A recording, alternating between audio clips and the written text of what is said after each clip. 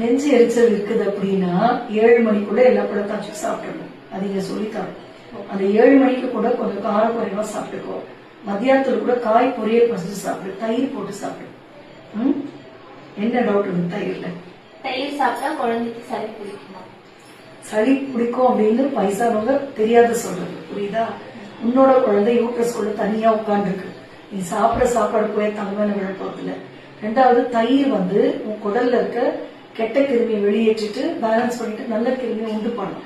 அப்போ உனக்கு மலச்சிக்கல் இருக்காது, நோய் எதிர்ப்பு சக்தி வரும். தினமுமே தயிர் சாப்பிடணும். அந்த தயிர் வந்துட்டு குழந்தைக்கு போய் சளி பிடிக்கின்றது ஒரு மூட நம்பிக்கை தான். உனக்கு தயிர் வந்து பிள்ளைக்காட்சிக்கு முக்கியமா ரொம்ப ரொம்ப நல்லது. சிறு புளிப்பா இருக்கிறது. ஒரு நாள் தயிர், ஒரு நாள் உரக்குத்தின தயிர், உப்பு போடாத மத்தியான டைம்ல சாப்பிட்டீங்கன்னா எதுவும் ஆகாது. அப்படியே சளி பிடிக்கணும், அது உனக்கு தான் பிடிக்கும். எப்ப பிடிக்கணும், ரொம்ப புளிச்சு போன தயிர் சாப்பிட்டுருவாங்க, உரக்குத்த தெரியாது, அப்ப அது மாதிரி ஆகும். என்ன பண்ணணும், தயிர் சாப்பிட்ட உடனே உனக்கு அப்படி ஒரு டவுட் இருந்தது, யாருன்னா ஒருத்தர் 2 பேருக்கு தொண்டை கட்டுதுன்னா சாப்பிட்ட உடனே தண்ணி போட்டு 3 முறை வாய்க்கு பிடிச்சிடும். தயிர் சோறு தொண்டையில் இல்லாத இருந்தா போயிடும், அவ்வளவுதான். ஆனா தயிர் ரொம்ப முக்கியம். வயிறெல்லாம் எரிச்சல் கொடுக்குது, நெஞ்சரிக்குது அப்படின்னா மத்தியானத்துல ஒரு 1 மணிக்குள்ள அந்த நல்ல உச்சி வெயில தயிர் சாதம் சாப்பிடும். கூழ கூட தயிர் போட்டு சாப்பிடும். தயிர் வந்து ரொம்ப நல்லது பிள்ளைக்காச்சு. So you must take some good probiotic. சரியா?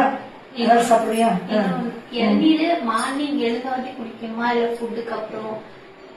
ஃபுட்டுக்கு அப்புறம் வந்து எந்த பழத்தையும் சாப்பிடக்கூடாது. நீ கால டைம்ல தான் பழங்கள் சாப்பிட்டீங்கன்னா இளநீரும் சரி அப்படின்னு சொல்றாங்க. இளநீர் சளி குடிக்க போறது கிடையாது. ஒரு இளநீருக்கு பதில் ஒரு சிலர் 2-3 குடிக்கும் போது முதல் சைனஸ் வரது உண்டு. ரொம்ப யாருன்னா ஒருத்தருக்கு சிலது அலர்ஜி ஆகும், வெங்காய அலர்ஜி அது மாதிரிலாம் அலர்ஜி இருக்கும்.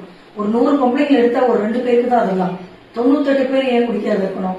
இளநீயும் நல்லது. அதுவும் இப்ப சித்திரை மாசம் வெயிலுக்கு இளநீ குடிக்கலாம்.